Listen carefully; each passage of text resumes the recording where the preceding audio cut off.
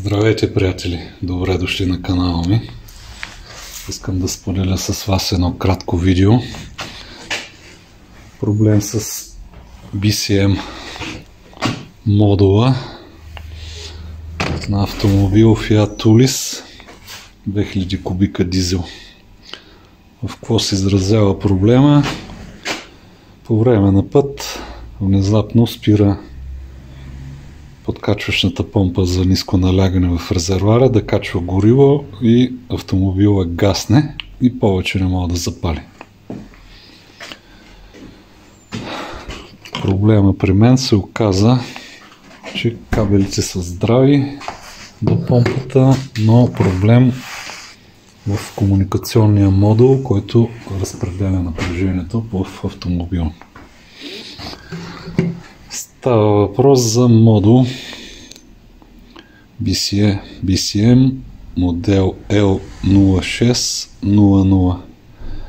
Това е отпред е номера, модификацията на този модел, вероятно.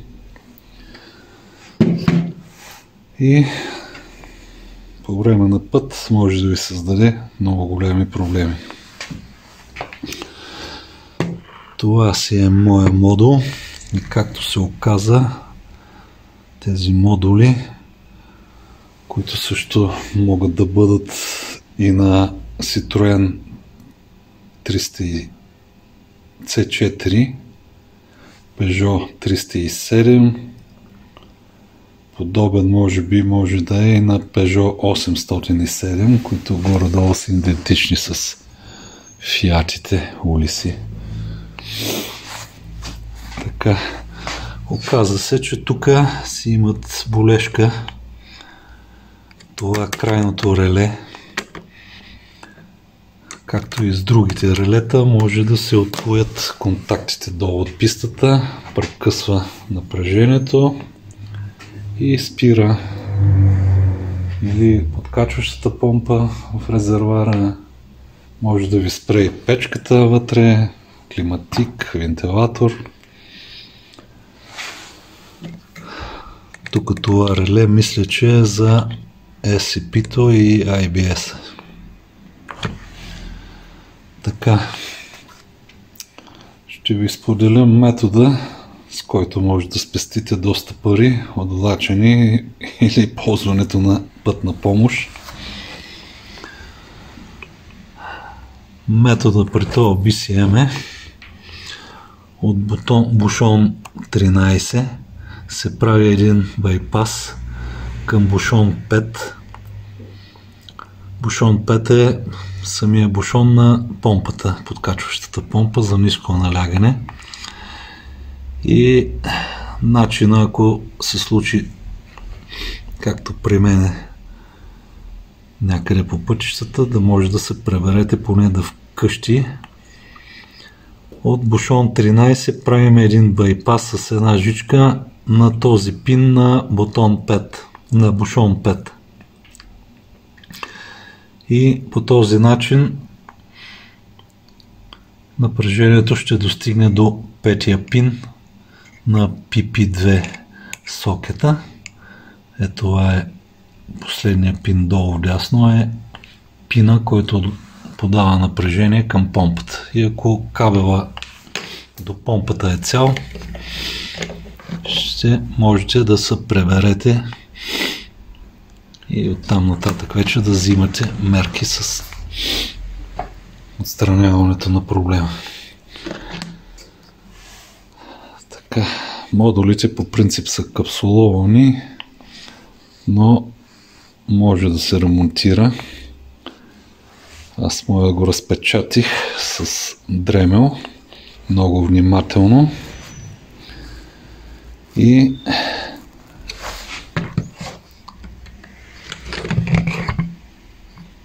тук се намират, тук е релето на помпата, тук е релето на печката. Успях да отворя капака, вътре има две платки, по-нататък ще вложа снимки във видеото, за да добиете реална представа какво се намира вътре. Аз Не разпоих двете платки с помощта на един приятел, понеже тук се оказа, че това реле, което ми е нужно за помпата, имаше добър достъп за паялник и успяхме да презапоиме и двете релета, така че този модул също може да се ползва. Но аз, тъй като намерих втора употреба работещ, реших да си взема и ще поставя работещия. Пък този ще си го оставя за резерва.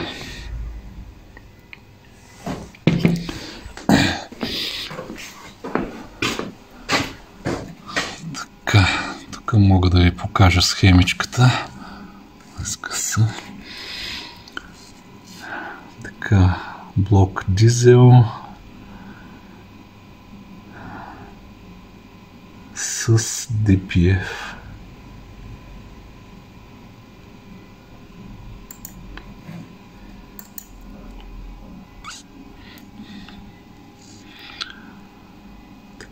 Всички компоненти, нас ни трябва горивната помпа.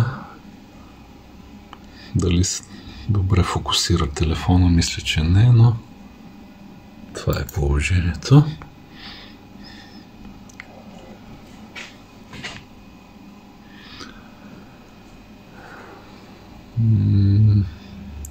Няма начин как да увелича по-добре. Системата е много проста. Помпата, 2 пина, четвърти пин е на маса, трети пин отива горе на блока, на пети пин на сокета. Така. Цветът на кабелите са с някакъв странен тук в програмата код. Не можах да открия тук help, с който да ми разшифрова цветовете на кабелите. Някой, ако знае къде може да се намери такава информация в тая програма Hines Pro, моля, пишете в коментарите.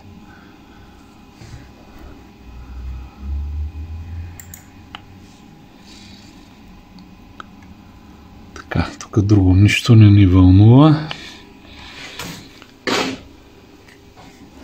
Буксата се намира тук от лявата страна под втората врата.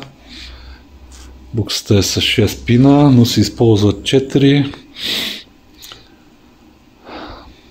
Двата кабела, които захранват помпата, са по-дебели.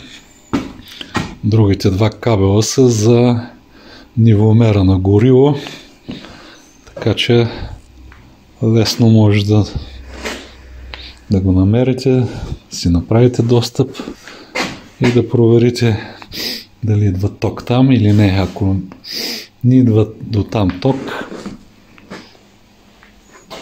значи проблема или в кабела е прекъснал, или се е случило нещо подобно на моя проблем.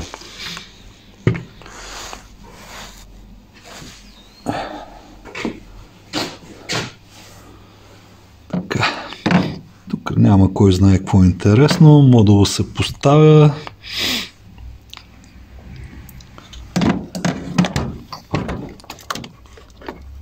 С една ръка е трудно да се работи, така че може би просто трябва този долния блок, който също има мощни бушони.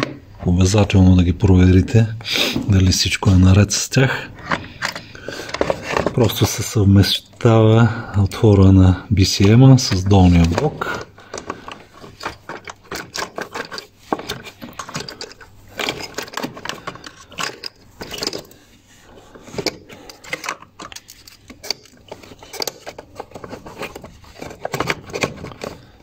плюсовия кабел.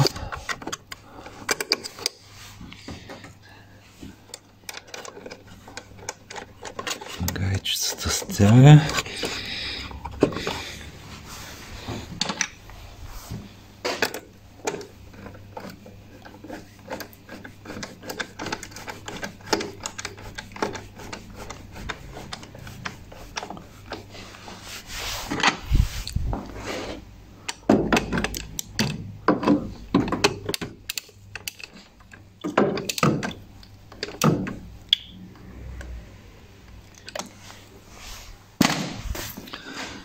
И остава да сложим куплунгите.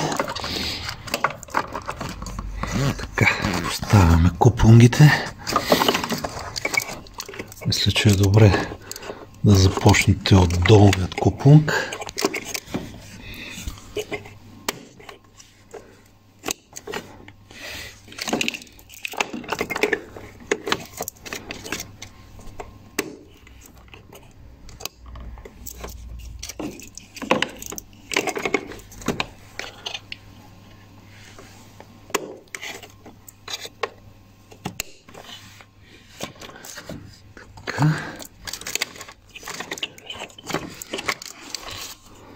Тази букса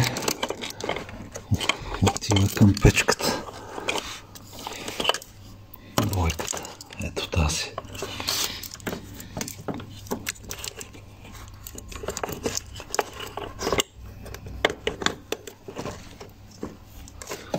Така, и остава още един. Така. Мисля, че сме готови. Става капачето и да провериме автомобила дали ще запали, даже няма какво да го чакаме.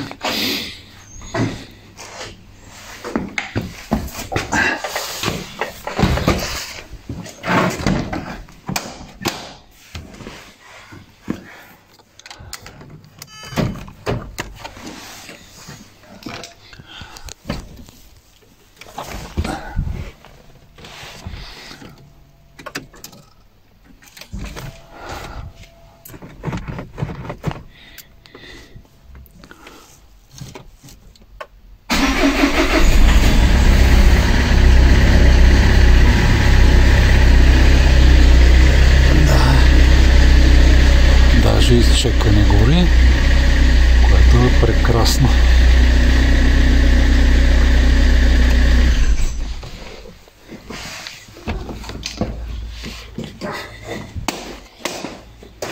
Надявам се такава ситуация да може да си помогнете, поне да избегнете разходи с пътна помощ, които не са никак малки.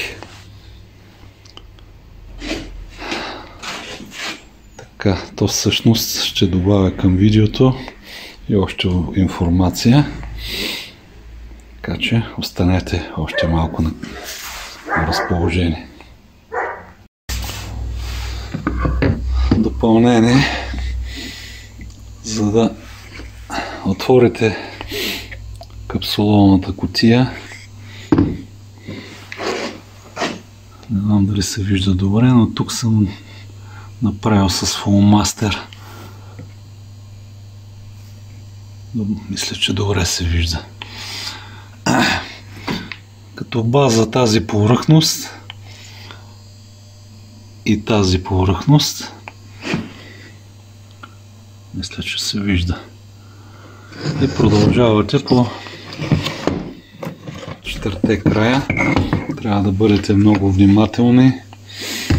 Платката е почти на същото ниво, горната платка. Две платки са в сандвич.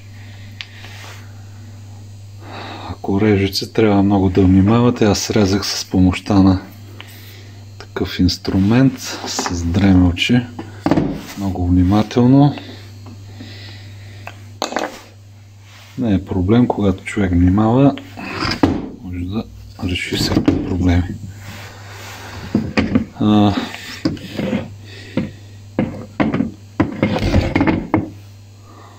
В моя случай можеше просто само от тук да разрежа един правоъгълник от тук до тук и тук малко да разруша в дълбочина и можеше и да не отварям цялата кутия.